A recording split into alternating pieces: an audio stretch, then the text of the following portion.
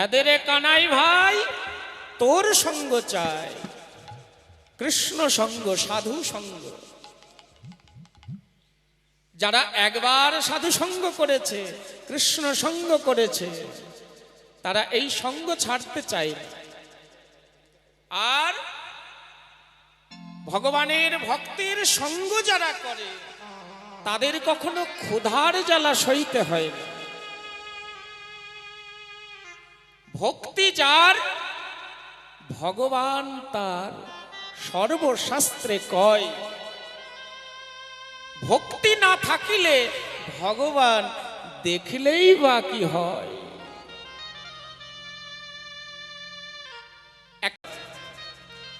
টেবিলের উপরে থরে থরে ভালো ভালো খাবার সাজানো আছে। আপনি যে খাবারগুলো খুব ভালোবাসেন, ঠিক সেই রকম খাবার সাজানো আছে। কিন্তু আপনার উদরটা যদি পরিপূর্ণ হয়, পেটটা যদি ভরা থাকে, কি খাবারগুলো খেতে ইচ্ছে করবে? ঠিক তদ্রূপ হৃদয়ে যদি ক্ষুধা না থাকে, হৃদয়ে যদি ভক্তি না থাকে, ভগবান যদি আপনার পাশেও দাঁড়িয়ে থাকে, ভগবানকে আপনি যদি এই চর্মনয়নে দর্শনও করেন, আস্বাদন হবে না। কেন না? ভগবানকে আস্বাদন করতে হলে সবার আগে চাই ভক্তি। নিতাই গৌর হরি বল।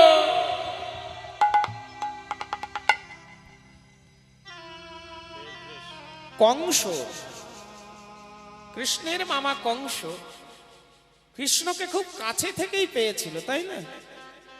অনেকবার কৃষ্ণর সঙ্গে কথা হলো, দেখা হলো, এমনকি ভগবানের সঙ্গে যুদ্ধ করল। কিন্তু তার হৃদয়ে শুধু ভক্তি ছিল না। আর ভক্তি ছিল না বলেই ভগবানের সেই সচ্চিদানন্দ বিগ্রহ তিনি আস্বাদন করতে পারলেন না। শিশুপাল, যে শিশুপালের কথা আমরা সবাই জানি, শিশুপালের মা যিনি কৃষ্ণের পিসি, শিশুপাল ছোট থেকেই দুষ্টু, তো তার দুষ্টু ছেলে হলে মায়েদের বড় চিন্তা হয়। শিশুপাল কৃষ্ণের হাতটি চেপে ধরে বলেছিল, বাবা,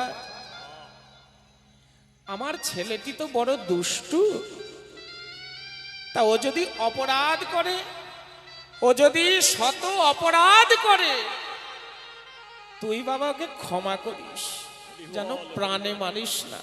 আমার ছেলে তো, তোর হাত ধরে আমার এটুকুই চাওয়া। ভগবান মনে মনে বলছেন, বেশ পিসিমা, তোমার শিশুপাল যদি শত অপরাধ করে আমি ক্ষমা করে দেব, কিন্তু যদি শত অপরাধ পার করে 101 অপরাধ করে, তখন তার আর কোনো রক্ষা নাই। রাজসই যজ্ঞে শিশুপাল দেখা গেল একের পর এক কৃষ্ণের নিন্দা করে চলেছে। আর কৃষ্ণ মনে মনে শিশুপালের অপরাধকে গুনছে, একের পর এক নিন্দা করছে। ভগবান বিষণ্ণ বদনে বসে বসে শিশুপালের অপরাধ গুনছে। যেমনই দেখা গেল শিশুপাল নিন্দা করতে করতে করতে করতে 100 অপরাধ যখন পার হয়ে গেল, 100 অপরাধ পার হয়ে যখন 101টি অপরাধ করল, ভগবান সেদিন সুদর্শন চক্রকে ডেকেছিলেন। আর সুদর্শন চক্র এসে ঘুরতে ঘুরতে ঘুরতে ঘুরতে শিশুপালের মুন্ডটি ছেদন করল। ওই চক্রটি ধরতে গিয়ে কৃষ্ণের কনিষ্ঠ আঙ্গুলটি একটু কেটে গেল। কেটে গিয়ে আঙ্গুল হতে রুধির ধারা বইছে। রাজসভা তো, কত রাজরানীরা মনে মনে চিন্তা করছেন, আহা কৃষ্ণের আঙুল কেটেছে, কোথায় কাপড় পাবো। সবাই ব্যতিব্যস্ত হয়ে গেছে, কোথায় কাপড় পাবো, কি করে ভালো হবে, রাজাদের ব্যাপার। ওইখানে দাঁড়িয়েছিল দ্রৌপদী।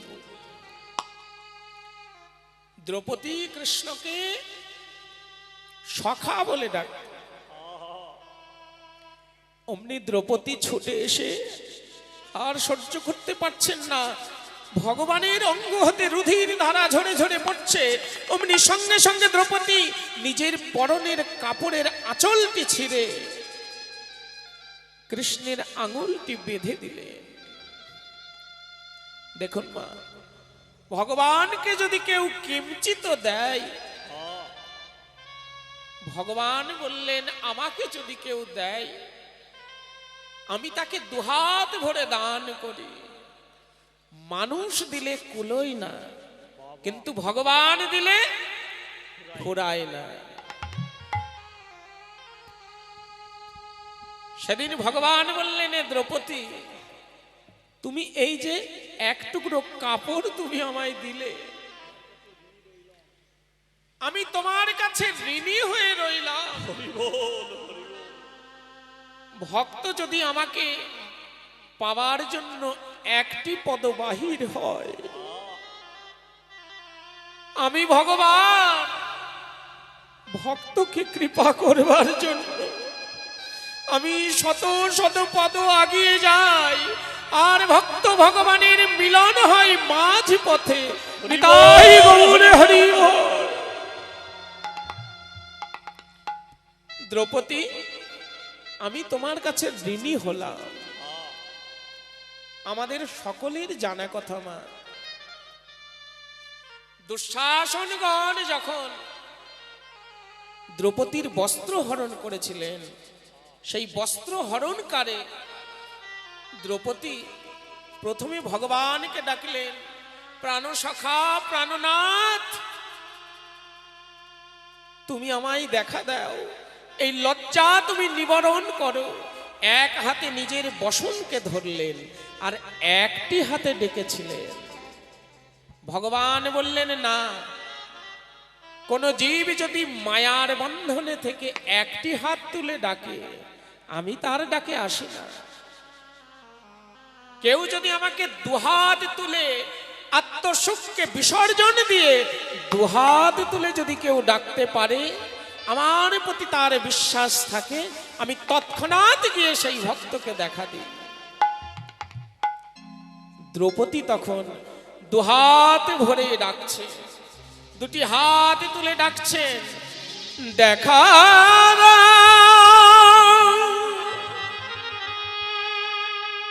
দ্রৌপদীর প্রাণনাথ কোথায় আছো একবার দেখা দাও।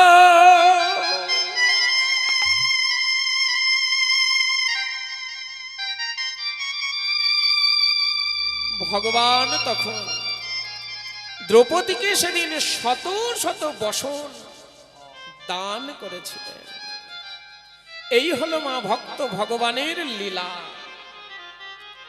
শ্রীরামাদি সখাগণ তারা কৃষ্ণকে রেখে কোনোদিন গোঠে যায় না, কিন্তু সখা সখ্য ভাব তো, সখা মানে বন্ধু, বন্ধু সুলভ আচরণ তাদের। আজ মনে মনে চিন্তা করছেন আমরা কানাইকে রেখে গোচারণে যাব, কিন্তু তাতে কি হলো? ও কানাই, মনে মনে চিন্তা করলাম তোকে রেখে আমরা গোচারণে যাব,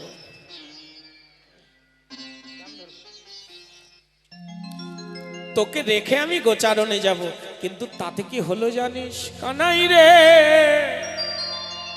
আমরা আগে যত চালাই ধেনু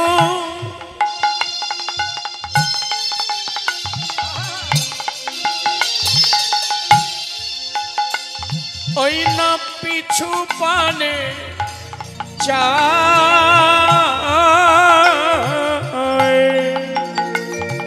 আমরা আগে যত চালাই ধেনু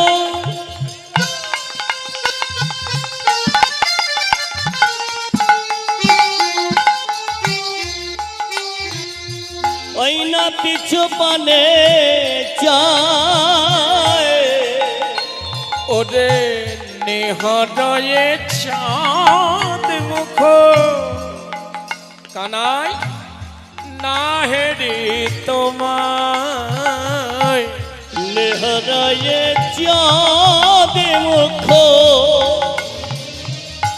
না হেরে তো মায় তারা বদন তুলিয়া বদন দেখে তারা বদনি তুলে বদন দেখে হরে কৃষ্ণ মা শুদ্ধ পদাবলী কীর্তন এই কীর্তনকে হৃদয় মাঝে অনুভব করতে হবে ভগবানের সখা বলছেন শ্রীরাম কৃষ্ণকে গিয়ে বলছেন এই যে বৃন্দাবনের যে গরু বাছুর তাদের আমরা প্রহার করলাম গোষ্ঠে নিয়ে যেতে চাইলাম তারা এক পদ গেল আবার দুপদ পিছিয়ে আসছে আর আমাদের সখাদের বদনের দিকে চাইছে খুঁজছে যে এই সখাদের মধ্যে আমার কৃষ্ণ কোথায় বদন তুলিয়া বদন খোঁজে বদন তুলিয়া বদন খোঁজে তাদের নামামৃত বদন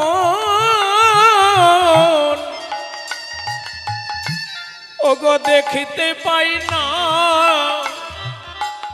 তাই বদন তুলে আর বদন খোঁজে তাদের নামামৃত বদন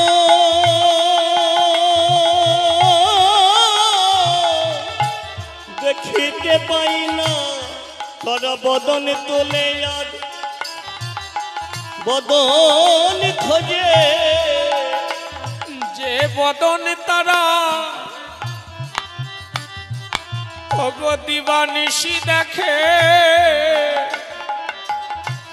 সেই বদন তুলে আর বদন খোঁজে যে বদন তারা দিবানিশি সদাই দেখে এই না বৃন্দাবনের মাঝে দিবানিশি সেই বদনে দেখে বৃন্দাবনের মাঝে যে বদনে দিবানিশি সদাই দেখে না বৃন্দাবনের মাঝে হরি না বৃন্দাবনের মাঝে দিবানিশি সেই বদনে দেখে তারা বদনে তুলে বদনে দেখে মেঘাচ্ছন্ন দিন কভু নহে তো দুর্দিন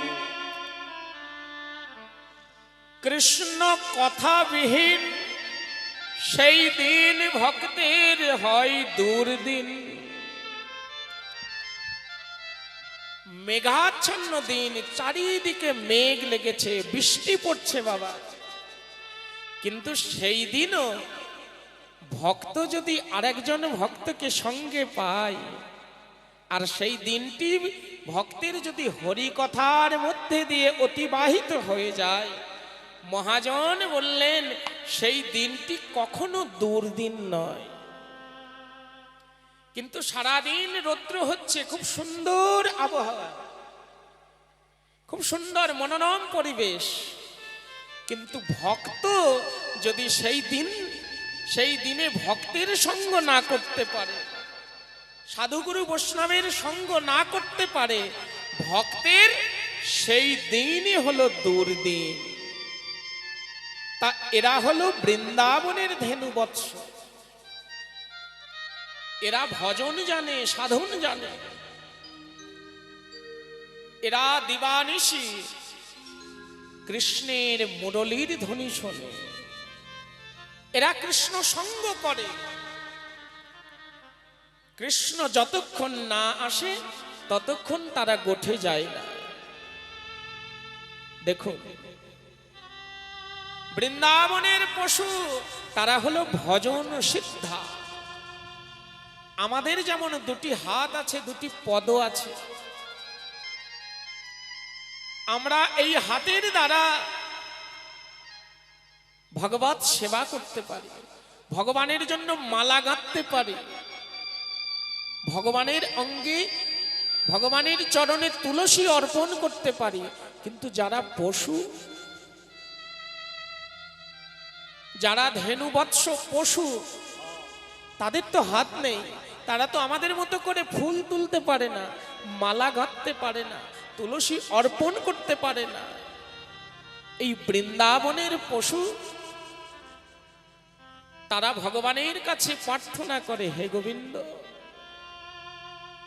তুমি বৃন্দাবনে জন্ম দিয়েছ, তাতে আমাদের জন্ম ধন্য। কিন্তু গোবিন্দ হে,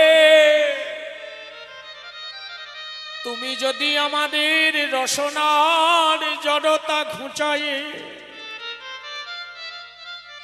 একবার আমাদের বদনে বাক শক্তি দিতে, আমাদের বদন দিয়েছ, সেই বদন দিয়ে আমরা তিন আহার করতে পারি। কিন্তু একদিন তো গোবিন্দ বলে আমরা ডাকতে পাই না। তাই গোবিন্দ হে, আবার যদি কখনো কোনো জন্ম থাকে,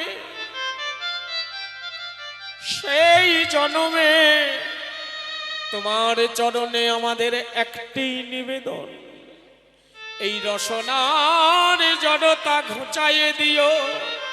তবে আমরা কি করব জানো? আমরা গোবিন্দ বলে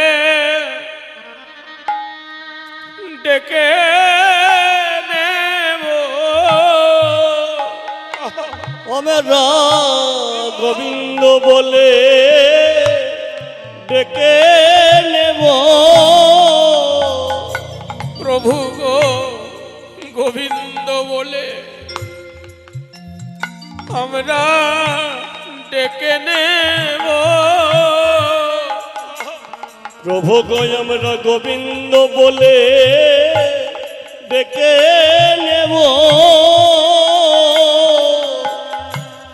আমাদের মনসা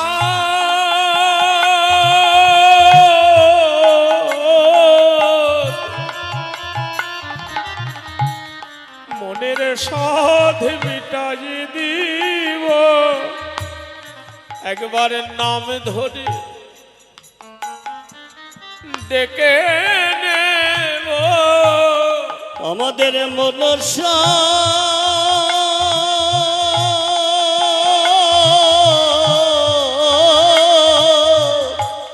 মিটাইয়ে নেব, নামে ধরে ডেকে নেব। অকৈতম কৃষ্ণ প্রেম যেন যমুনা নদে,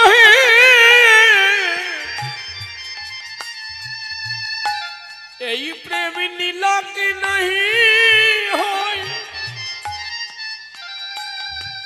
যদি হয় তার চোখ কভু না হয় বিয়োগ।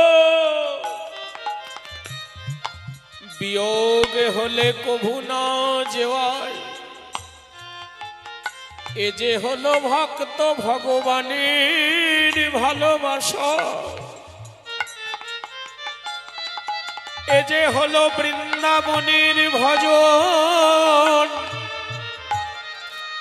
এ যে হলো অকৈতম কৃষ্ণের প্রেম,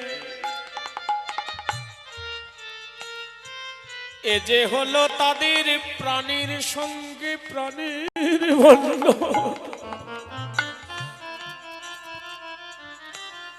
এ যে হলো আত্মার সঙ্গী, সেই পরমাত্মার মিলন। হরি বল, হরি বল। এ যে হলো সৎ গুরুদেবের সঙ্গে শিষ্যের মিলন শিষ্যের মিলন এমন ভালোবাসা দেখে, ধেনু বৎসের এমন প্রেম দেখে, আজ স্বর্গ হতে দেবতাগণ তারাও গোবিন্দ চরণে বাঞ্ছা করছে। বাক ও পদবা বিচ্ছন্তি সুখ বিচ্ছন্তি মানবা, দেবতা মান বিচ্ছন্তি সুখ বিচ্ছন্তি মানবা। স্বর্গ হতে দেবতাগণ ভগবত চরণে জানাচ্ছেন, হে গোবিন্দ, তুমি আমাদের স্বর্গ রাজ্যে বাস দিয়েছ। এই স্বর্গ রাজ্যে আছে মান অভিমান, স্বর্গে রাজ্যে সুখ আছে, কিন্তু গোবিন্দ হে, এই স্বর্গে বসে বসে তোমার ভজন তো করা যায় না। তুমি আমাদের বৃন্দাবনের সুস্থ মানুষ করো। যদি বৃন্দাবনের সুস্থ মানব করো, তুমি যখন মা যশোদার ঘর হতে সোনার নুপুরটি পায়ে দিয়ে পীত বসন পরিধান করে, মাথায় ফুলের চূড়া বেঁধে, হাতে মোহন বাঁশি নিয়ে বৃন্দাবনের পথে পথে নৃত্য করে করে বেড়াবে। আমরা বৃন্দাবনে যদি একবার মানুষ কুলে জন্ম পাই, হরি বল হরি বল। তোমার মধুর লীলা আমরা প্রাণ ভরে দর্শন করব। হে গোবিন্দ, আমাদের যদি বৃন্দাবনের মানুষ হওয়ার যোগ্যতা না থাকে, না হয় বৃন্দাবনের পশু পাখি করো, তবু তো তোমার লীলায় আমরা দর্শন করতে পারব। গোবিন্দ হে, না হয় এক কাজ করো, ওই বৃন্দাবনের লতা কুলে আমাদের জন্ম দিও। হরি বল হরি বল। তুমি যখন ব্রজের পথ দিয়ে নেচে নেচে যাবে, গোবিন্দ হে, আমরা লতা হয়ে চরণ জড়ায় ধরব। আমরা লতা হয়ে চলো,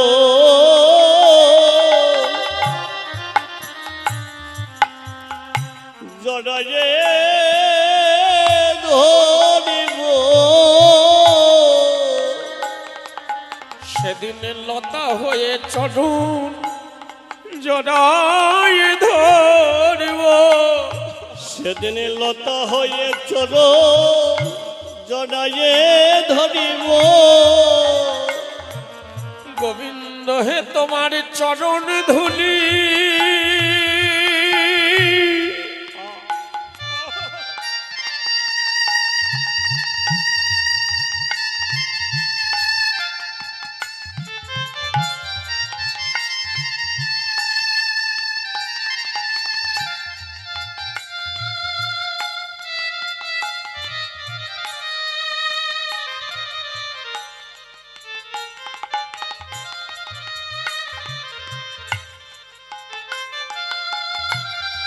ওই ব্রজের রাঙা ধুলি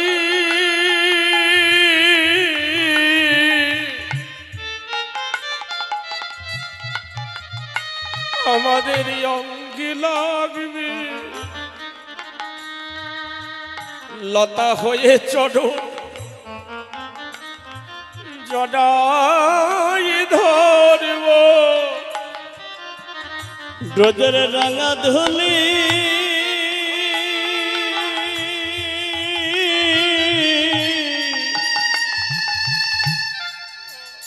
আমি দয়াঙ্গে মাগিব ব্রজের লতা হয়ে চড়ো জড়াইয়ে ধরিব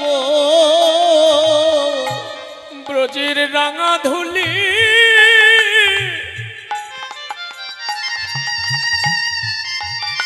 সেদিনই অঙ্গে লাগবে বলিও হে আমার প্রাণ গোবিন্দ ব্রজের রাঙা ধুলি অঙ্গে লাগিবে আমার প্রাণ গোবিন্দ ব্রজের রাঙা ধুলি অঙ্গে লাগিবে বলিও হে আমার প্রাণ গোবিন্দ ব্রজের রাঙা ধুলি অঙ্গে লাগিবে হে আমার প্রাণ গোবিন্দ ব্রজের রাঙা ধুলি অঙ্গে লাগিবে লতা হয়ে চড়ো জড়াইয়ে ধরিব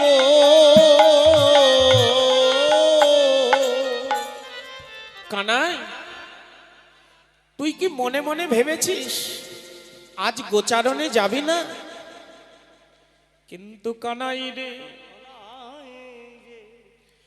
তুই যদি গোচারণে না যাস তোর যে নবলক্ষ ধেনু তারা যে না খেতে পেয়ে প্রাণে মারা যাবে আর এই ধেনু বৎস যদি প্রাণে মারা যায় তুই যে দণ্ডে 10 বার নবনী খাস সেই নবনী কোথায় পাবো আমরা কানাই আর বিলম্ব করিস না ভাই একবার চল আর খোদা হলে গহন কাননে খেতে পাই কিন্তু কবে ভগবান ওই গহন কানন মাঝে খাইয়েছিলেন মা যেদিন ব্রজে অন্ন ভিক্ষা লীলা হয়েছিল গোঠো মাঝে সখাগণ খেলা করছে তো খেলা করতে করতে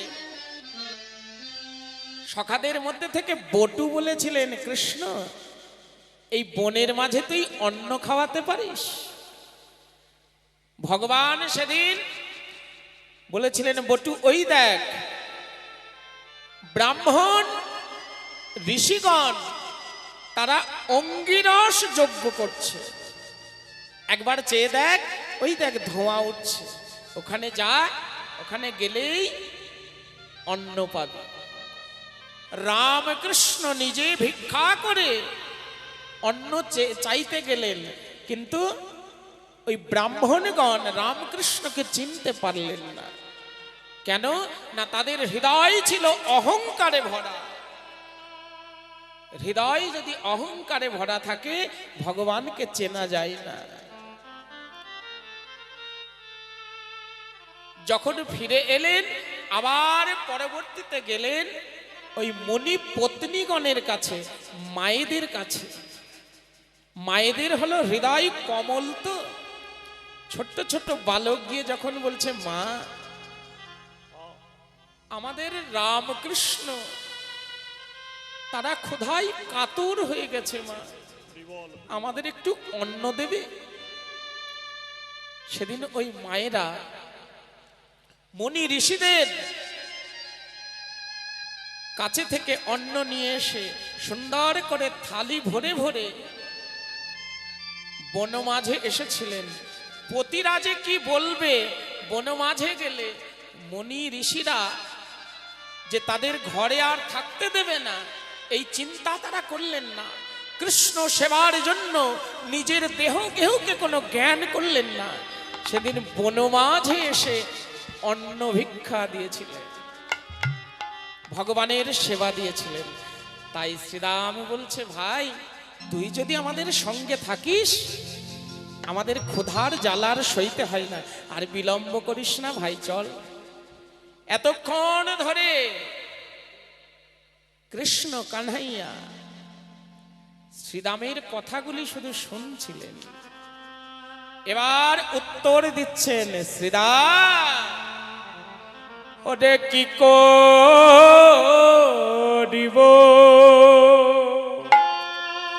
ওরে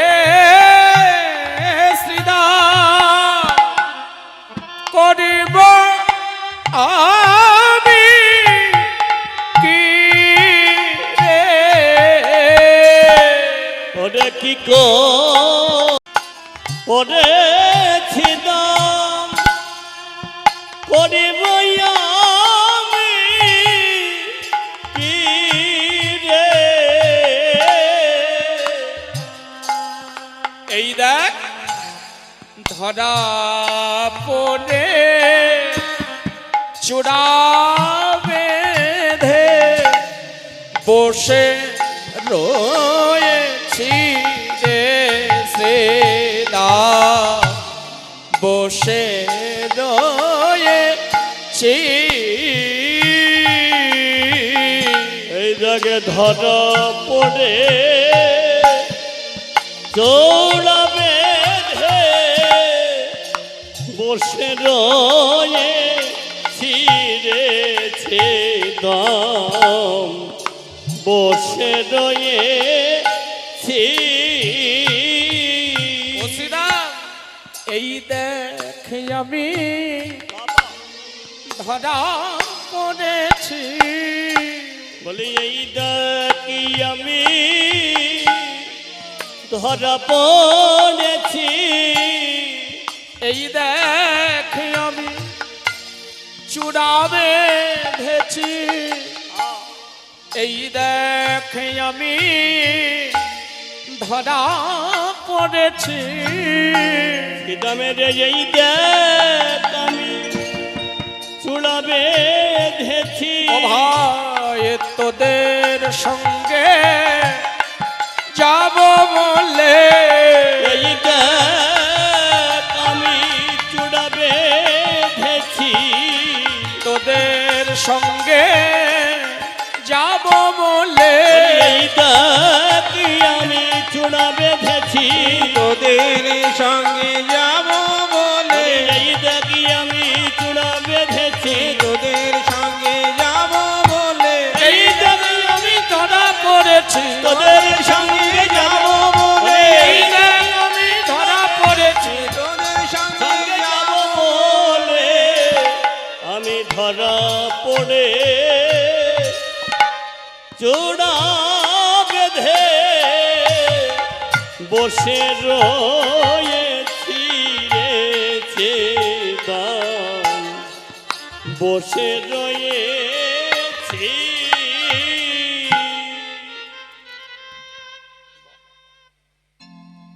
কিন্তু শ্রীরাম, আমি তো ধরা পড়েছি। ধরা মানে মা এক এক জায়গায় যাওয়ার জন্য দেখবেন এক এক ধরনের কাপড় থাকে। আপনি যদি রান্না বাড়ি করেন এঁঠো কাটার মধ্যে থাকলে সেই কাপড়টা আলাদা হবে, কিন্তু যখন ঠাকুর ঘরে পুজো করতে যাবেন তখন তার সেই কাপড় পরে যাওয়া যাবে না, ঠাকুর ঘরের কাপড় আলাদা। আবার যখন কোনো নিমন্ত্রণ বাড়িতে যাবেন সেই কাপড়টাও আলাদা। ঠিক তদ্রূপ ভগবানের এক একটা বেশ, কখনো তার রাজ বেশ, কখনো তার কাঙাল বেশ, কখনো তার গোঠো সাজের বেশ। আজ ধেনু বৎসকে চারণ করতে যাবেন, গরু চড়াতে যাবেন তো, তা গরু চড়াতে গেলে তার রাজবেশ পরে গেলে হবে না। ভগবান যখন ধেনু বৎস চারণ করতে যেতেন তখন যে কাপড়টি পরে যেতেন সেই কাপড়টির নাম হলো ধরা। আর ধরা কি? আমরা তো সবাই ভজন করতে পারি, কিন্তু ধরতে কি সবাই পারি? ভগবান যে চতুরের শিরোমণি, তাকে ধরতে হলে একমাত্র ভক্তির রজ্জু দিয়ে বাঁধতে হবে। ধরেছিলেন কে?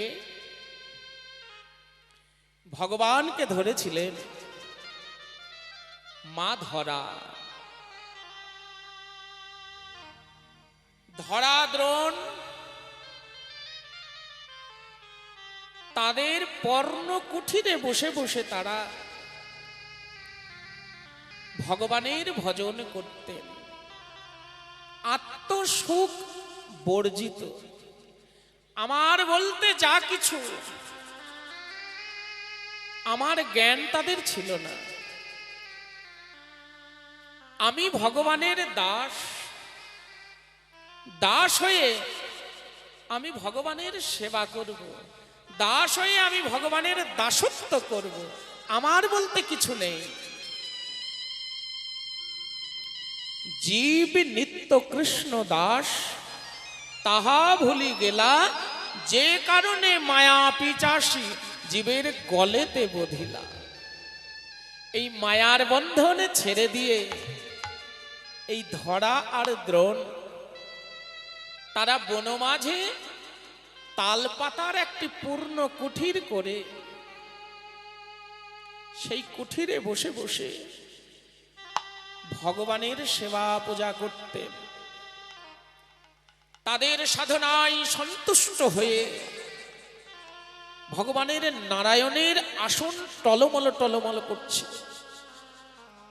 ভগবান বলছেন, হে ধরা দেবী, তোমার ভক্তিতে আমি সন্তুষ্ট, আমি যাব, তোমার নিজের হাতে রন্ধন করা অন্ন আমি সেবা করব। ভগবান ছুটে এলেন, কিন্তু আজ আর ভগবান নিজের বেশে এলেন না মা, ভগবান সঙ্গে নিলেন ভোলানাথকে। ভোলানাথকে বলছে, ভোলানাথ, আজ আমরা এই বেশে যাব না, আমরা যাব দরিদ্র ব্রাহ্মণের বেশে। দরিদ্র ব্রাহ্মণ বেশে ভগবান ধীরে ধীরে ধীরে ধীরে গেলেন।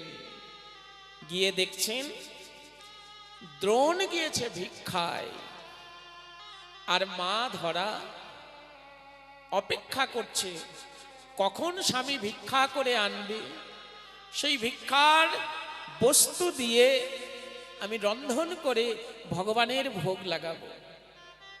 ঠিক এমতো সময় অতিথিরূপী ভগবান এসে দাঁড়িয়ে আছে। বাড়িতে কেউ কি আছো? অমনি সঙ্গে সঙ্গে মা ছুটে এলেন, আসুন আসুন। গতদিন গিয়েছে একাদশী, আজ হচ্ছে দ্বাদশীর পারণ, কিন্তু পারণ যে করবে সেই তন্ডুলটুকু ধরার ঘরে কিন্তু নেই। তারপরে আবার অতিথি এসেছে, অতিথিদের তালপাতার কুঠিরে যে বসতে দেবে সেই আসনটুকু মায়ের নেই। মা আমার একটি ছিন্ন বসন ছিঁড়ে অতিথিদের বসতে দিলেন। বাবা, তোমরা একটু বসো, আমার স্বামী ভিক্ষায় গিয়েছে, ভিক্ষা করে এলেই আমি তোমাদের রন্ধন করে সেবা দেব, একটু বসো বাবা। দীর্ঘ সময় অতিক্রম করার পর দেখা গেল দ্রোণ ফিরে আসছে, কিন্তু আসছে ঠিকই, ভিক্ষার ঝুলিটি তার খালি। প্রতিদিন ভিক্ষায় যাইতো, পাড়ার লোকে বলে, এমন ভিখারি তুমি প্রতিদিন ভিক্ষা করো কেন? প্রতিদিন আসতে হয়, সময় অসময় জ্ঞান নেই, এই সকালবেলায় চলে এসেছো। ওমা, বৈষ্ণবের স্বভাব হয় তারিতে পামর, নিজ কার্য সিদ্ধি নয়, তবু যান পর ঘর। বাড়িতে যদি কখনো বৈষ্ণব আসে, বৈষ্ণব এসে যদি নাম দিয়ে দাঁড়ায়, তাকে খালি হাতে ফেরাবেন না। বৈষ্ণবগণ কেন আসেন? আপনার মঙ্গলের জন্য। যারা সংসারী জীব, তাদের তো সবসময় ভগবানের ভজন করা সম্ভব হয় না, ভগবানের ভোগ লাগানো প্রতিদিন তো সম্ভব হয় না, তাই বৈষ্ণবগণ আসেন। দেখুন বৈষ্ণব আসলে কত প্রকার উপকার। প্রথমেই বৈষ্ণব আপনার আঙ্গিনায় চরণ ধুলি দেবে, একটি উপকার হয়ে গেল, চরণ ধুলি পেলেন। তারপরে বৈষ্ণব এসে নাম শোনাবে, কৃষ্ণ নাম আপনার কর্ণমূলে দেবে, দুটো উপকার হলো। আর বৈষ্ণবকে যদি আপনি একটু চাল দেন, সেই চালটা নিয়ে গিয়ে বৈষ্ণব কি করবে, রন্ধন করে ভগবানের ভোগ লাগাবে। তাহলে আপনার গৃহের চাল সেটি কিন্তু ভগবানের ভোগে লাগলো, তাহলে কত রকম উপকার হলো। মা ধরা দেখছেন দ্রোণের ভিক্ষার ঝুলিটি খালি। মা বলছেন, স্বামী আজ আমাদের ঘরে যে অতিথি এসেছে, অতিথি নারায়ণ, অতিথির সেবা যদি না হয় তবে যে নারায়ণের কৃপা হতে আমরা বঞ্চিত হব। তুমি আমায় ভিক্ষার ঝুলিটি দাও, আমি যাই, আমি নগরে গিয়ে দেখে আসি কেউ যদি একটু ভিক্ষা দেয়। মা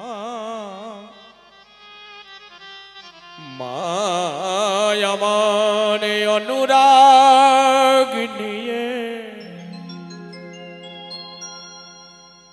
গোবিন্দ কৃপা করো বলে, গোবিন্দ তুমি যা করো। মামার ভিক্ষার ঝুলিটি স্কন্ধে নিয়ে নগরে নগরে ফিরছেন, কিন্তু যে বাড়িতেই যায় সেই বাড়ি থেকেই মাকে ফিরিয়ে দেয়। যে বাড়িতেই ভিক্ষা করতে যায় সেই বাড়ি থেকেই ফিরিয়ে দেয়। কেন না, এ যে আজ ভক্তের পরীক্ষা গো, ভক্তকে যে ভগবান পরীক্ষায় ফেলেছে, এই পরীক্ষা থেকে যদি উত্তীর্ণ হতে পারে তবেই সে প্রকৃত ভক্ত হবে। ভগবান তো বললেন, যে করে আমার আশ আমি করি তার সকল কিছু নাশ, কিন্তু তবুও যদি না ছাড়ে আমার পাশ, তখন আমি নিজে হয়ে যাই তার দাস, অনুদাসের দাস। হরি বল হরি বল হরি বল। আমি দাসের অনুদাস হয়ে যাই। ধরা দেবীও নিজে ভিক্ষা পেলেন না, হতাশ হয়ে বিষণ্ণ বদনে ক্ষুধায় জ্বালায় ফিরে আসছে। ফিরে আসতে আসতে আস্তে আস্তে পথের ধারে দেখতে পেলে একটি যেন মুদির দোকান। ধীরে ধীরে আগিয়ে গিয়ে দেখছেন নতুন মুদির দোকান। মুদি দোকানের কাছে গিয়ে বলছে, মুদি তুমি আমায় একটু সেবার বস্তু দেবে, একটু চাল ডাল আমায় একটু দেবে? আমি তো ভিখারি মানুষ, আমার কাছে পয়সা নেই, আমি কালকে ভিক্ষা করে তোমার ধার আমি শোধ করে দেব। তখন মোদি বললেন, না মা, আমি নতুন দোকান দিয়েছি তো আমি ধার বাকি দিতে পারবো না মা, তুমি পয়সা দাও, আমি পয়সা দিলে তবেই তোমাকে কোনো জিনিস দিতে পারবো। মামার মুদি দোকানের সম্মুখে দাঁড়িয়ে দাঁড়িয়ে অঝরে নয়ন বাড়ি ঝরাচ্ছে। মুদি, মুদি বাবা তুমি একটু দাও না, আমার ঘরে যে অতিথি রূপী নারায়ণ এসেছে তাদের আমি সেবা দেব, তুমি আমায় কিছু দাও না বাবা। মুদি বললেন, মা তোমায় আমি দিতে পারি, কিন্তু তুমি যদি আমাকে কোনো জিনিস বন্ধক দাও, বন্ধকের বিনিময়ে আমি তোমায় কিছু দিতে পারি। মা বলছেন, মুদি আমি হলাম কাঙালিনী, ভিখারিনী, আমার বন্ধক দেওয়ার মতো তো কিছু নেই। মোদি বললেন, আছে মা, তোমার কাছে এমন একটি বস্তু আছে, সেটি যদি তোমায় আমায় বন্ধক দাও। মা বলছেন, বলো বাবা, আমার কাছে কি এমন মূল্যবান বস্তু আছে যার দ্বারা আমার অতিথি নারায়ণের সেবা দিতে পারবো, তুই বল বাবা। মোদি বললেন, মা, তুমি তোমার ওই বাম পয়ধরটি কেটে যদি আমাকে বন্ধক দিতে পারো, তবে আমি তোমায় কিছু তন্ডুল দিতে পারি। মোদি বলছে, বাম পয়ধর? ওরে মোদি রে,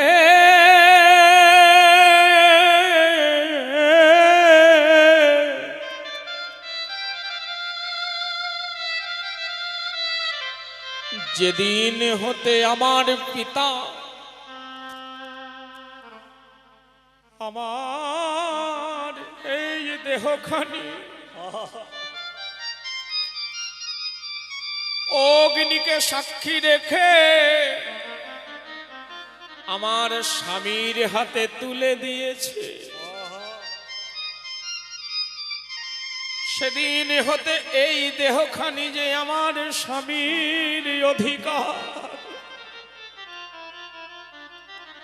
মোদিরে, এই দেহে যে আমার কোনো অধিকার নেই, কিন্তু দেব বাবা, তুই একটু অপেক্ষা কর।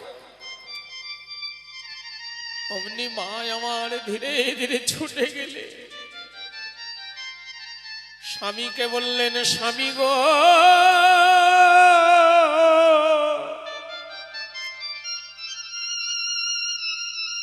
এই দেহ যে শুধু তোমার অধিকার, আমি তোমার কাছে করজোড়ে একটি ভিক্ষা চাইছি,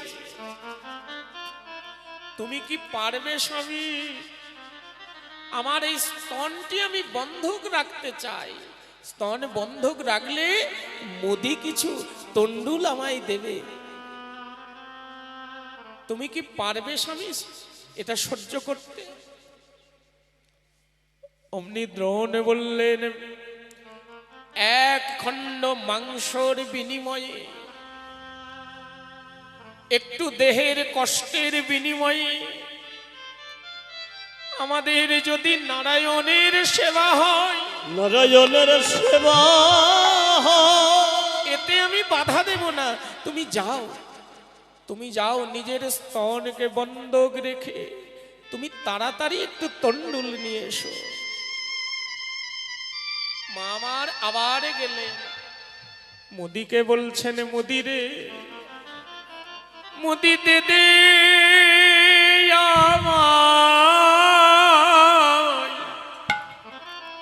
আমায় অস্ত্র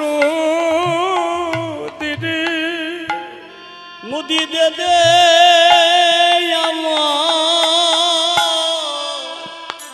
আমায় অস্ত্র দে দে, আমি স্তন কেটে তোরে বন্ধক দেব, মোদি দে দে আমার অস্ত্র দে দে। অমনি মোদির হাতে থেকে ছুরিটি নিয়ে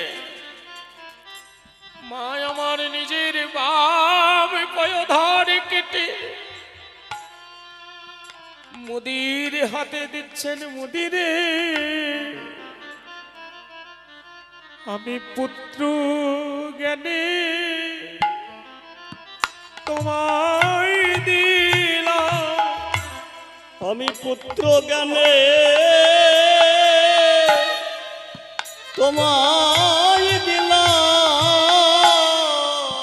মোদি তুমি মাতৃজ্ঞানে যেন পূজা করো, আমি পুত্র জ্ঞানে তোমায় দিলাম। বুঝে পূজা করো,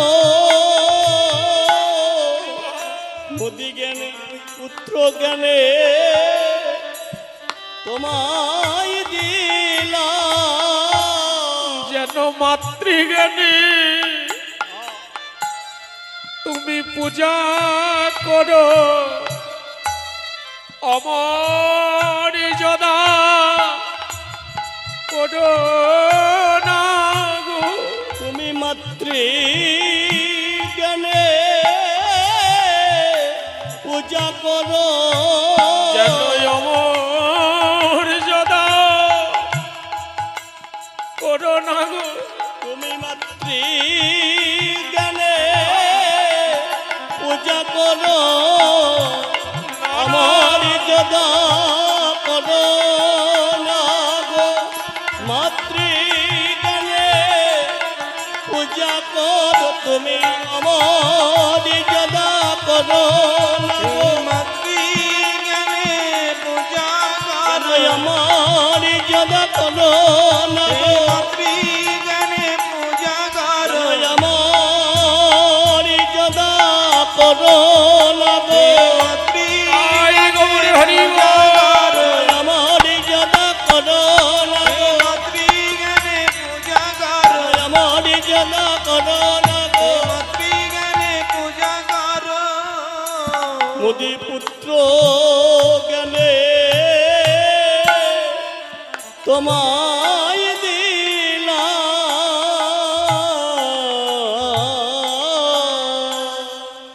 মা আমার মোদির কাছে থেকে তন্ডুল নিয়ে এসে রন্ধন করলেন, সুন্দর করে রসাই করলেন, করে পারস সাজিয়ে দুজন ব্রাহ্মণের সেবা দিতে গেলেন। প্রথমে দিলেন নারায়ণকে, পরে দিচ্ছেন ভোলানাথকে। অমনি যেই ভোলানাথকে দিতে গেলেন, মায়ের বক্ষ হতে এক ফোঁটা রুধির ধারা, এক ফোঁটা রক্ত গিয়ে পড়ল ওই থালার উপরে। অমনি ভোলানাথ ক্রোধান্বিত হয়ে বললেন, মা তোমার কোনো সূচি অসুচি জ্ঞান নেই মা? তুমি অসুচি হয়ে এমন ব্রাহ্মণ বৈষ্ণবের সেবা দাও? এই শুনেছি তুমি নাকি বড় বৈষ্ণব, বড় ভক্ত।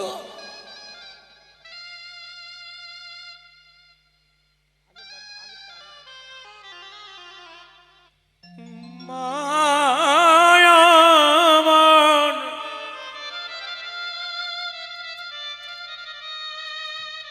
এই কথা শোনার পর মা নয়ন জলে ভাসছে,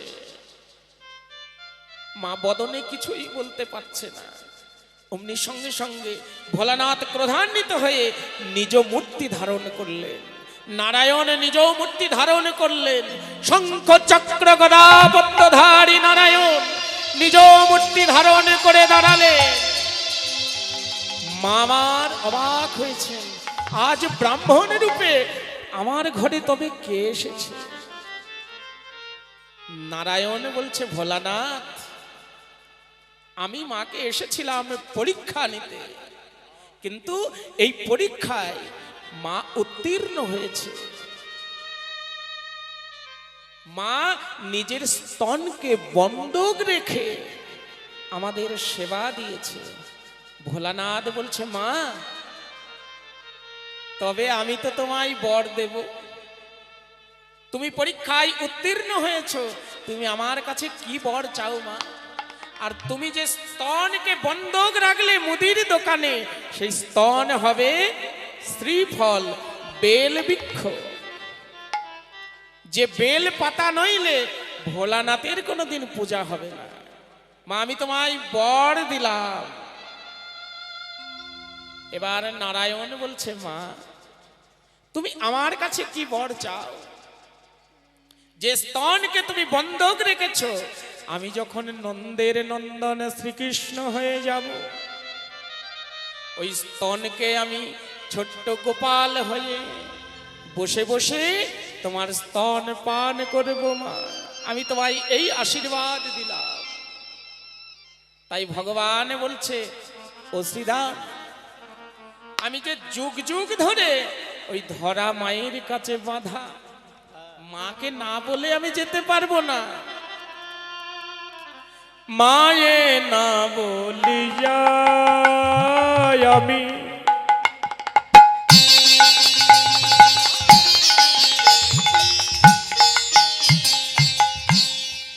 যদি যায় গোঠে, ও ভাই ছিদা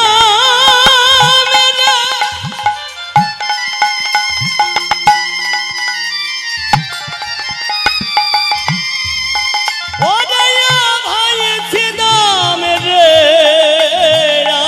আমার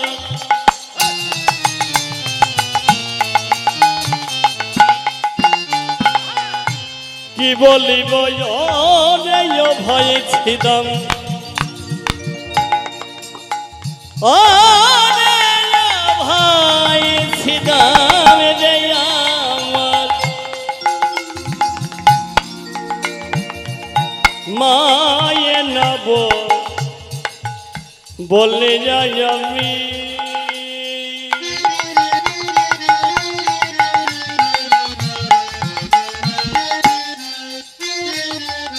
আমি যদি যাই গোঠে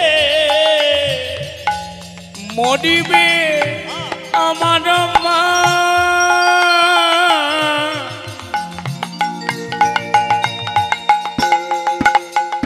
আমি পড়িব সংকটে। আহা মরিবে মরিবে মরিবে মরিবে মরিবে আহা মরিবে আমার মা পড়িব সংকটে পড়িব সংকটে আমি যে মাতৃবধে ভাগী হব রে, আমি যে মাতৃপদে ভাগী হব রে আমার মা যদি মারা যায় রে, আমি যে মাতৃবধে ভাগী হব রে। আমার মা যদি মারা যায় রে, আমি যে মাতৃপদে ভাগী হব রে। প্রাণের গোপাল গোপাল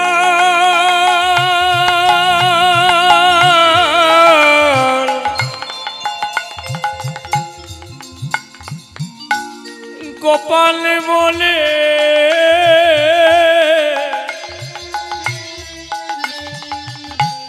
ওরে পাশানে আছাড়ে মাতা, গোপাল গোপাল গোপাল বলে ওই পাশানে আছাড়ে গানের মাতা, গোপালে গোপালে গোপালে বলে পাশানে আছাড়ে গানের মাতা, গোপালে গোপালে গোপালে বলে ওরে পাশানে আছাড়ে মাতা, গোপাল গোপালে গোপালে বলে পাশানে আছাড়ে মাতা, গোপালে গোপালে গোপালে বলে আমি মাতৃপদে ভাগী হব রে।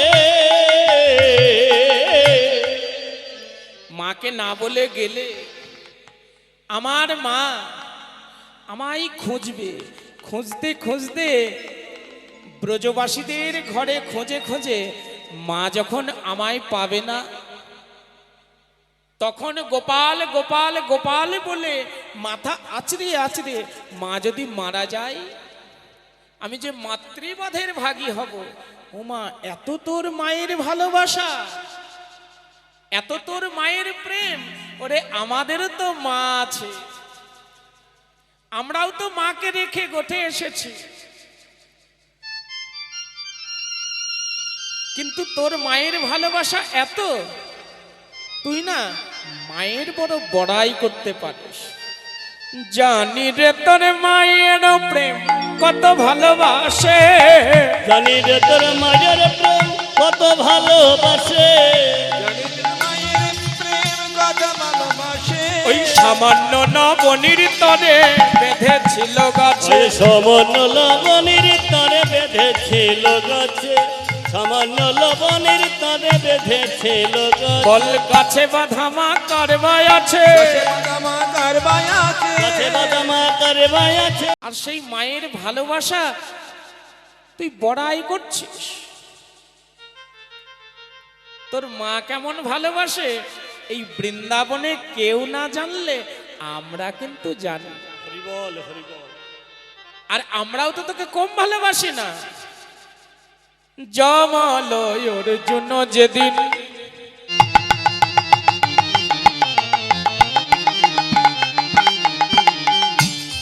চেপেছিল গাই, জামলয়ের জন্য যেদিন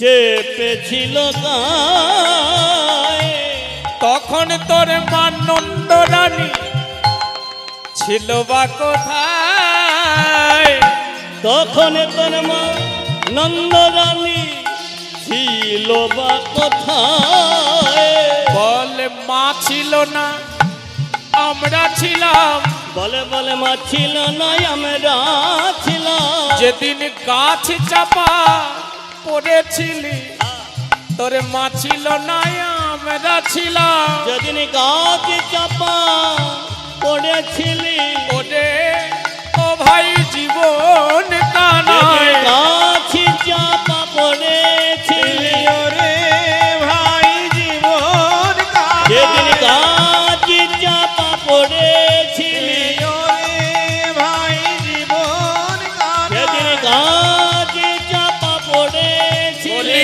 ওরে ও ভাই জীবন কানায়, হরি গাছ বল। চাপা পড়েছিলি, ওরে ভাই জীবন কানায়, গাছ চাপা পড়েছিলি, সেদিন তোর মা ছিল না আমরা ছিলাম, সেই দিন তোর মানন্দ রানী ছিল বা কোথায়, সেই দিন তোর মানন্দ রানী ছিল বা কোথায়। ও মা, গোপাল খুব দুষ্টু ছেলে তো। তা গোপাল মা যখন কাজ করে গোপাল ননি চুরি করে খায়। ওই ছোট্ট গোপাল পরের বাড়িতে চলে যায়, পরের বাড়িতে গিয়ে ননি চুরি করে খায়। আবার কি করে জানো, ননি খেয়ে সেই বান্ডগুলিকে আবার ভেঙে দিয়ে আসে। আর ব্রজমায়েরা এসে নালিশ করে, তোমার গোপাল আমাদের ননি চুরি করে খেয়েছে, ননি তো খেয়েছেই আবার ওই ভাণ্ডগুলিকে ভেঙে দিয়েছে। তাই মা মনে মনে চিন্তা করলেন, গোপালকে আমি আর কোথাও যেতে দেব না, কেমন করে গোপাল যায় আমি দেখি। মা আমার গোপালকে গাছের সঙ্গে বেঁধেছিলেন। একটি গাছ হলো জমাল, আর একটি হলো অর্জুন। জমাল মানে জাম গাছ, আর একটি অর্জুন গাছ, পাশাপাশি দুটো গাছ। ওই গাছের মধ্যে মামার উদুখলের সঙ্গে বেঁধেছিলেন। উদুখল মানে একটি কাঠের গুঁড়ি, যেখানে মায়েরা ওই ধান টান ভাঙাতো, ময়দা আঠা তৈরি করতো, সেই উদুখলের সঙ্গে গোপালকে বেঁধেছে। সেটি কোথায়? ওই জামতলা বেঁধে মা নিজ কর্মে গিয়েছে। এবার গোপাল কি করেছে, ওই উদুখল মানে গাছের গুঁড়ি, তো ওই গুঁড়িটি শুদ্ধ হামাগুড়ি দিতে দিতে হামাগুড়ি দিতে দিতে অমনি জমাল আর অর্জুন গাছের মাঝখানে বাঁধিয়ে দিয়েছে। আবার হামাগুড়ি দিচ্ছে, আর তো যাচ্ছে না, গাছের সঙ্গে বেঁধে গেছে গুঁড়িটা, আর তো যাচ্ছে না। এবার ভগবান তখন মনে মনে চিন্তা করলেন, জমাল অর্জুন তোমরা বৃন্দাবনে জন্ম নিয়েছো গাছ রূপে, আজ আমি তোমাদের উদ্ধার করব। এই জন্য ভগবান ওই জমাল অর্জুন গাছকে সহ টান দিলেন, আর দেখা গেল মরমর করে গাছ ভেঙে কৃষ্ণের গায়ের উপরে পড়ল। তখন ওই সখাগণ ছুটে এসে কৃষ্ণকে উদ্ধার করলেন। তাই শ্রীরাম বলছে, যেদিন গাছ চাপা পড়েছিলি সেদিন তো আমরাই বাঁচিয়েছিলাম। সেদিন তোর মা কোথায় ছিল? তুই মায়ের অত বড়াই করছিস? মায়ের আর বড়াই করিস না, চল, গোঠের বেলা অধিক হলো, একবার চল। এমন শ্রীরামের সঙ্গে আর কানাইয়ের সঙ্গে কথোপকথন হচ্ছে। কিন্তু বলরাম দেখছে এত বেলা হয়ে গেল, শ্রীরামকে পাঠালাম, এখনো এলো না। কানুতে শ্রী দামে কথা কানুতেছি দামে কথা, বলরাম আসি তথা। কানুতেছি দামে কথা, বলো না মাসি তথা। যুগলবি শানে শান দিল। ও কি আহা মরিরে যুগলে বি, মরিয়া মরিরে যুগলে বি, মরিয়া মরিরে যুগলে বি, আহা মরিরে যুগলে বি, আহা মরিরে যুগলে বি, আহা মরিরে যুগলে বি, আহা মরিরে। যুগলে বি সমশান দিল। এবার কানুতে শ্রীরামে কথা বলছে, এমন সময় বলরাম এলো। বলরাম এসে বলছে, ও কানাই, ও শ্রীরাম, কি কি কি কি কি ব্যাপার রে, এখনো কেন গোঠে গেলি না? বলছে, মাকে না বলে আমরা গোঠে যেতে পারবো না। ও মা, মাকে না বলে গোঠে যেতে পারবে না, চল মায়ের কাছে বিদায় নিয়ে আসি। এবারে গেল সবে যশোদা নিকটে গো, তারা গেল সবে যশোদার নিকটে গো, গেল সবে যশোদার নিকটে গো। তারা গেল সবে যশোদার নিকটে। আহা, প্রণতি করিয়া মাই। ওমা, গুরুজনদের কাছে যদি কিছু চাইতে হয় সবার আগে প্রণাম করতে হয়। কেউ যদি প্রণাম করে তাহলে গুরুদেব কি করে? শুধু গুরুদেব বলে নাই, মা বাবা বড়রা জ্যাঠা কাকা তাদের কাছে যদি প্রণাম করা যায় কি পাওয়া যায় গো? আশীর্বাদ পাওয়া যায়, তাই না? এরা তো ব্রজবাসী, এরা তো ব্রজের ছেলে, নিয়ম নীতি এরা জানে। আমাদের ঘরের ছেলেরা না জানলে কি হবে? আর জানে না তা নাই, প্রণাম করতে তো সবাই জানে, কিন্তু জেনেও মানে না। কিন্তু এরা হলো ব্রজবাসী। এবারে প্রণতি করিয়া আমায় কহিছে রাখাল রায়, প্রণতি করিয়া আমায় কহিছে যাদব রায়। ওমা কানুরে লইয়া যাব গোঠে মা, তোমার কানুরে লইয়া যাব গোঠে। তোমার কদরে লইয়া যাব গোঠে মা, কদরে লইয়া যাব গোঠে। একবার সাজায়ে দাও মা, সাজাইয়ে নাও মা, সাজায়ে দাও মা, সাজাইয়ে দাও মা। ওই ভাই কানাইকে রাখাল সাজে সাজায়ে দাও মা। ওই ভাই উলুর ধ্বনি হরিব। সাজায়ে দাও মা,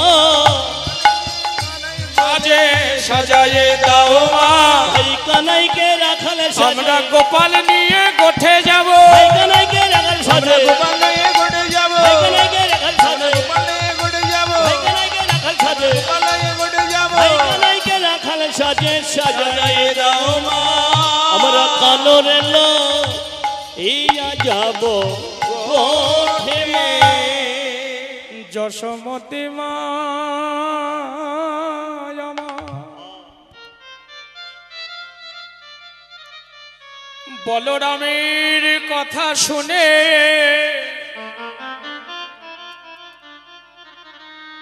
হৃদয় মাঝে বড় কষ্ট পেলেন, ব্যথা পেলেন।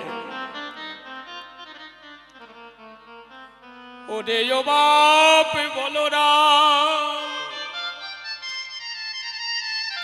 আজকের মতো না হয় তোরাই যা, আমি আমার গোপালকে আজ গোঠে যেতে দেব না। আজ শুনি বলো রামের বাণী, ওগো মুরচিত মানন্দ রানী, ওগো শুনি বলো রামের বাণী, মরছিত নন্দ রানী। আহা লুটায়ে পড়িল ভূমি তলে গো,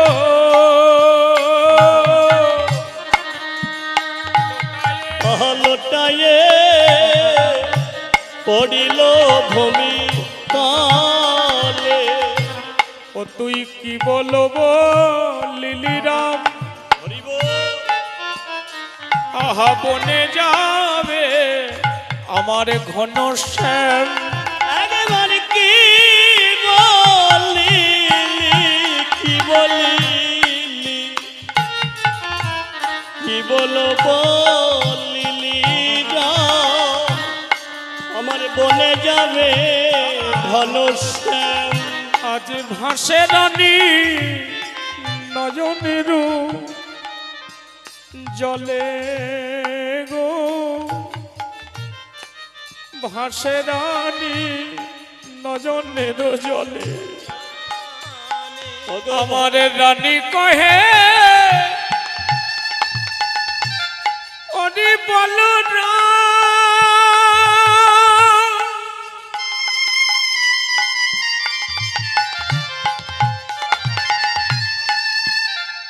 আজ বুঝি যশোদার প্রাণ, আহা বধিতে আইলি সবে তোরা, অবধিতে আইলি সবে তোরা। আমার যাক প্রাণ, এ প্রাণ বাহির হইয়া তবে তোরা আমার গোপালকে যাস লইয়া। মোর জকি প্রাণ বাহির হইয়া তবে তোরা আমার গোপালকে লইয়া তোরা। ওরে এ যদু না ফেরো নয়ন তারা, এ যদু না ফেরো নয়ন তারা। যতক্ষণে আমার দেহে প্রাণ আছে, আমি প্রাণ থাকতে আমার গোপালকে যেতে দেব না। বলরাম বলছে মা, আমরা নীতি আসি নীতি যাই, প্রতিদিন যাই, প্রতিদিন তুমি গোপালকে সাজিয়ে দাও, কিন্তু আজ এমন কি হলো মা, তুমি গোপালকে যেতে দেবে না কেন? মা যশোমতী বলছে বলরাম রে,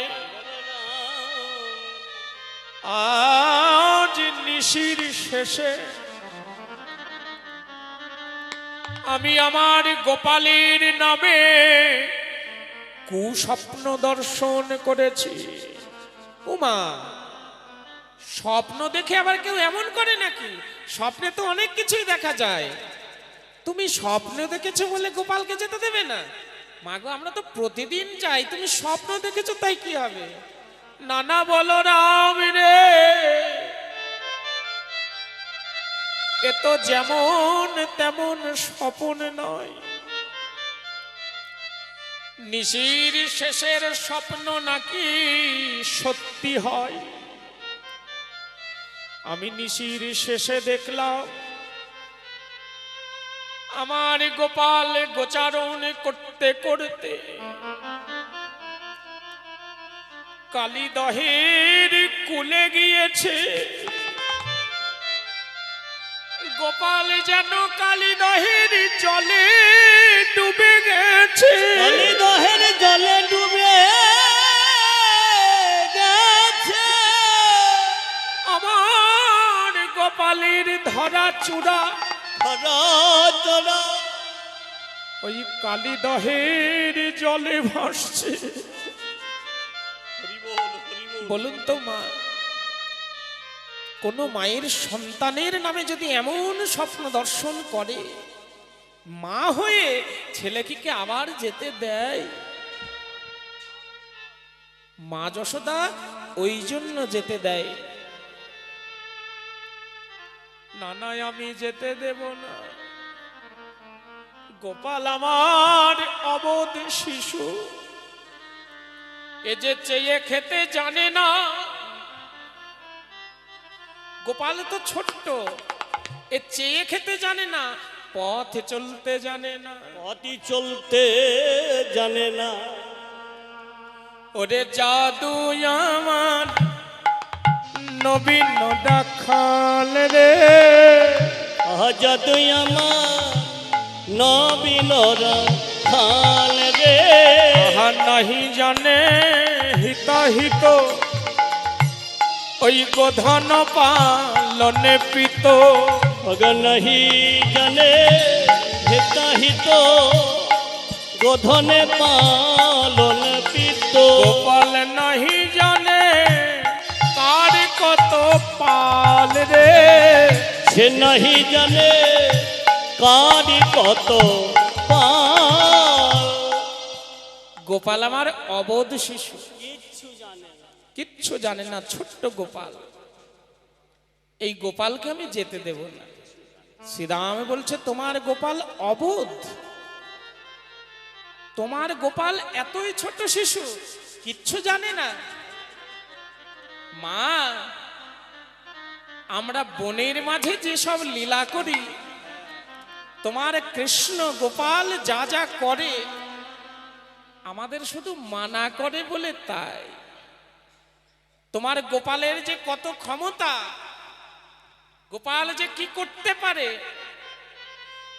এই গুণানুকীর্তন, এই গুণগুলো তোমার কাছে বলতে মানা করেছে, কিন্তু আজ আর শুনবো না, তোমাকে বলেই ছাড়বে। বনের কথা আজ তুমি তবে একটু শোনো। এবারে শ্রীদাম কহিছে বাণী, শোনো গো মা নন্দ রানী। শ্রীরাম কহিছে বাণী, শোনো গো মা নন্দ রানী। আহা নীতি নীতি যাই মোরা ওই বনে মা, নীতি নীতি যাই মোরা বনে। ওই যতে কোটা খালো মেলি, মাঝে রাখি তোমার বনমালী। আমরা যতে করা খালো মেলি, মাঝে রাখি বনমালী। আবার ধেনু বৎস চড়ায় কাননে মা, ধেনু বৎস চড়ায় কাননে। আমরা যত রাখাল আছি কি করি জানো, ওই বন মাঝে গিয়ে একজন আর একজনের হাত ধরি।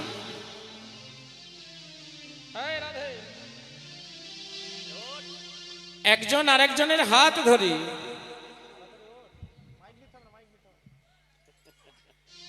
একজন একজনের হাত ধরে মণ্ডলী পাকায়।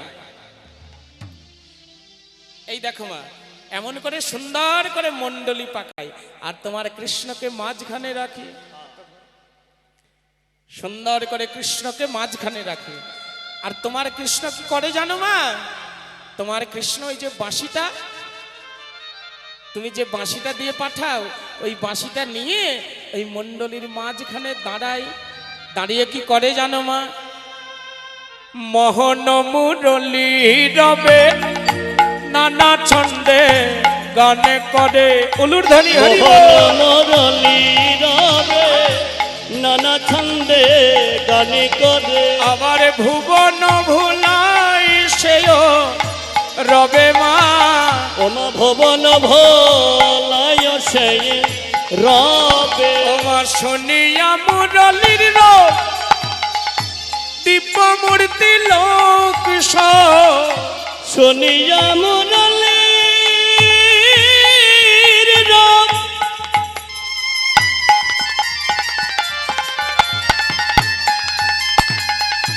দিব্য মূর্তি লোক সব দাদা আসি দর সনকনে সবে মা তারা আসি সবে দর্শন করে ওই মুরলীর রব শুনে ত্রিভুবনের যত দেব দেবতা তারা সবাই ছুটে আসে।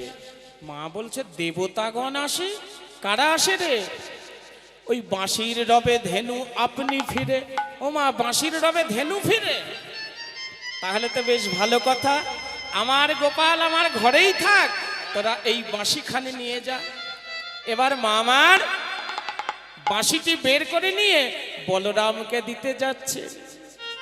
ওরে বলরাম রে, ও তুই না হয় বাঁশি নিয়ে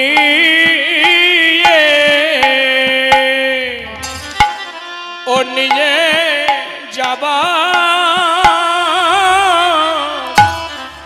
ও বলো রাম। ওই নহাই বাসি নিয়ে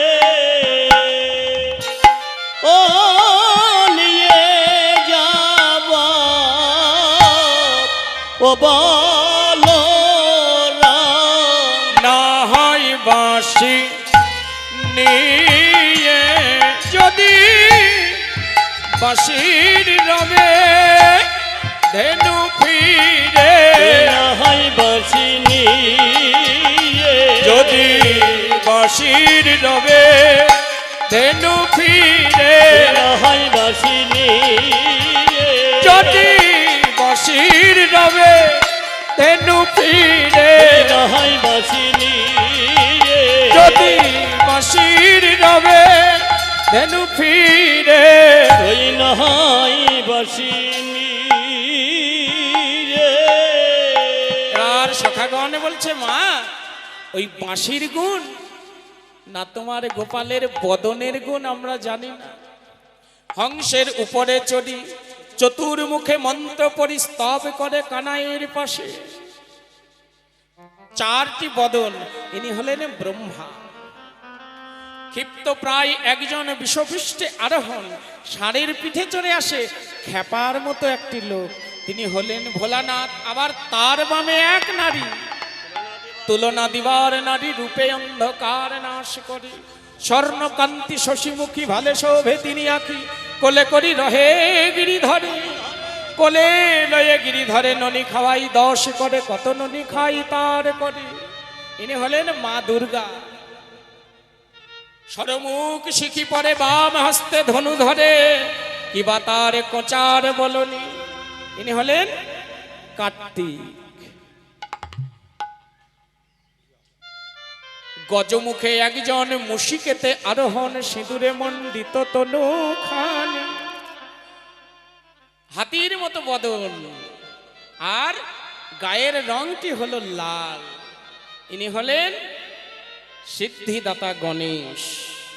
এই সব দেবতাগণ আসে।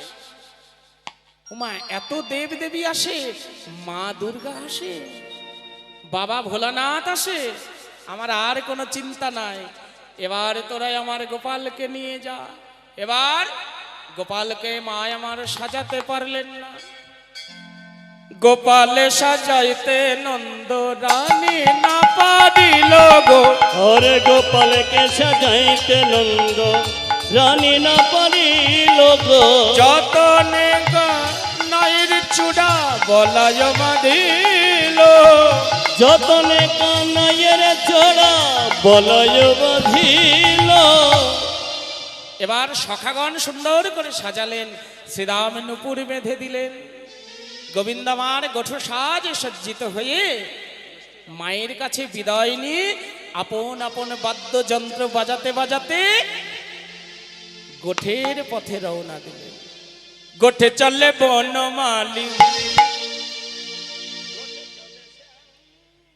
গোঠে যাবার সময় হলো, গোঠে চলে শ্যাম গো, গোঠে চলে শ্যাম। গোঠে যাবার হরি সময় বল।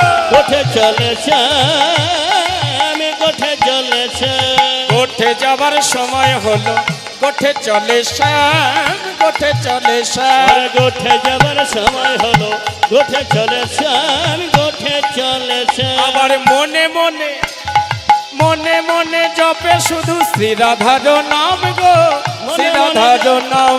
মনে মনে জপি করে ধীরাধিকার নাম গো, ধীরাধিকার নাম। জয় রাধে। আমাদের লীলা প্রসঙ্গ এখানে বিশ্রাম রাখবো, পরবর্তী লীলা আপনারা আস্বাদন করুন। নিতাই গৌর হরি বল, নিত্যানন্দের বল, অদ্বৈতের বল, শ্রীবাস রামানন্দের বল। তাই গৌর হরি বল, শ্রিয়া দৈতের বল, গদাধরের বল। তাই গৌর হরি বল, হরি বল, হরি বল, হরি বল ভাই। হরি বল, হরি বল, হরি বল ভাই। এই হরি নাম ছাড়া জীবের আর গতি নাই। হরি নাম ছাড়া জীবের আর গতি নাই। হরি বল, হরি বল, হরি বল, হরি বল। হরি বল, হরি বল, হরি বল, হরি বল, হরি বল, হরি বল, হরি বল, হরি